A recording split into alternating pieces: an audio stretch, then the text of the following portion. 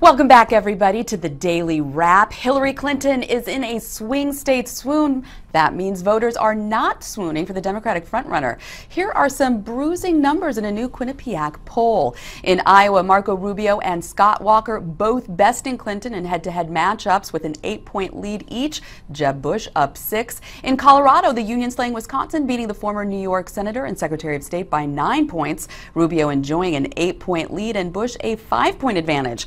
Well, all three GOP hopefuls are leading Clinton in Virginia by smaller margins, but the numbers are a dramatic reversal for the Democrat. Hillary Clinton polling ahead of her Republican rivals just 3 short months ago. And the significance of Colorado, Iowa, and Virginia? Well, Obama bagged all 3 battleground states in both of his elections, and the Hillary camp is hoping to replicate Obama's electoral success. So the question to the table, everybody, should the Clinton camp be starting to sweat? Rick Unger, our liberal to my left. I don't know if sweating is the right response to that. It's pretty darn early. However, I will give you this. People have to remember that the math is such that for the Republican candidate to win, that candidate literally has to capture virtually every single swing state. Now, if you have a Bush and a Governor Kasich, which I think you will, that brings you very possibly Florida and Ohio, the biggies. But when you see these states going in the Republican direction, Democrats do have to be concerned. I'm not surprised about Colorado. It swings back and forth. I'm a little bit surprised about Iowa. Virginia definitely gets my attention. But Heather, what about the reversal on these numbers, that Hillary was ahead 3 months ago and she's sliding now? Why do you think that is, and do you think it's a problem? I think it's a big problem, and I think it's because both the email controversy and also, and I think more importantly, the fact that people have found her to be less and less relatable. You know, the fact that she's got so much money, the fact that she says that she knows what it's like to be poor when she doesn't. But she left the White House dead. Well, that's right, and I think that how can money be an issue? Donald is leading the Republican polls. But she doesn't. But Republicans are different than Democrats. Number one, and number two, I think, and more importantly, I think that she pretends that she understands. And she pretends that she cares. So the untrustworthiness feeds into the not understanding their problems, which are the two major things that have changed her numbers since April, in my opinion. But Noah, is it because she's rich or because she's cold? Do you think that she's having trouble connecting? If I had to choose between either one of them, I would say cold, probably. But yeah, the head-to-heads you can probably discount at this point. It's very early in the race. We don't know anything about these Republican nominees. They're going to be well-defined by the end of this campaign, and probably in more negative terms than they are now. What was really interesting in that poll was the issues that were tested. Hillary Clinton's favorability ratings were all underwater, her trust ratings were all underwater, and most substantially, I think, the issue of whether she cares about voters like you. That was something that Barack Obama beat Mitt Romney on by 63 points. Amy, you asked a great question, and Noah gave you what I'm afraid is the right answer. There's this weird thing about Hillary Clinton. Everybody who knows her personally talks about what a really cool person she is. Right. She never shows it when she's campaigning. I don't know what it's about.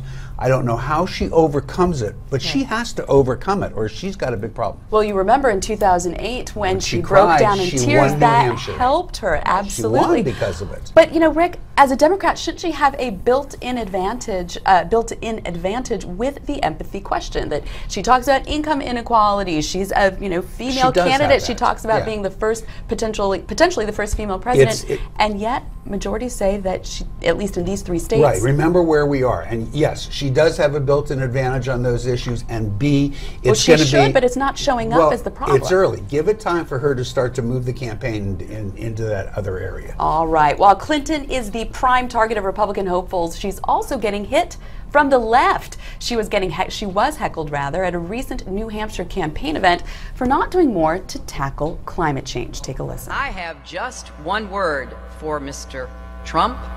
Basta. Enough. And to all the other Republicans running for president, why did it take weeks for most of you to speak out? Right. Well, Bernie Sanders is speaking out. That's the senator from Vermont, and he is drawing larger crowds and more Obama small donors than Hillary Clinton. So the question here is, can Hillary Clinton close what appears to be an enthusiasm gap, and more importantly, Is it important, Rick, that she does that? She will. I mean, again, I have to stress it, and I'm stressing it for the Republican candidates too, not just for the Democrats. It is so early, and what we all, we talk about this all every day, it's what we all do for a living. What we forget is that the real impressions formed of candidates comes much, much, much later. In fact, the last 30 or 60 days before the election. She absolutely will understand that she has to close the enthusiasm gap, and she will. We've seen this time and time again. But Hillary Clinton is not new to the political scene. She No. has been a public person for 40 years. What surprises me, Noah, is that these numbers can drop so radically in 3 months of exposure to Hillary Clinton as a politician and candidate. Yeah, and it has everything to do with, as you say, exposure to Hillary Clinton as opposed to the GOP race, which despite its prevalence in the news, it really hasn't focused too much on these 3 individuals that were poll tested by Quinnipiac. So where does this come from? I think that, Rick, you put on your finger on the real big issue here, which is Virginia, which was the quintessential, prototypical, emerging Democratic majority state. It was the state that was going blue because there were a lot of minorities who were moving in, who were going to vote Democratic. The upper part of the state was outvoting the lower part of the state. That is shifting, and if that does shift, it spells a lot of trouble. I don't know for that it the is. You don't Democratic. know where the poll actually. Yeah, we don't have the We don't crosstabs, have. so We don't know have those who's voting. data. I don't think that the North of Virginia is going to turn against Hillary and go No, for a certainly Republican. Give it time. We'll give it time. Heather, last word. Do you think Hillary's in trouble, yes or no? I think she is in trouble, and I don't know how she builds enthusiasm. You say she's going to do she it, will. but is she going to move to the left? How far can she go? I think she's No. going to be trudging to that primary. Do you think Hillary Clinton is trustworthy? Go to newsmax.com/comments and let us know. Coming up, Republicans are planning to fight the Iran deal. We'll tell you all about it next. Put your comments in at newsmaxtv.com/comments.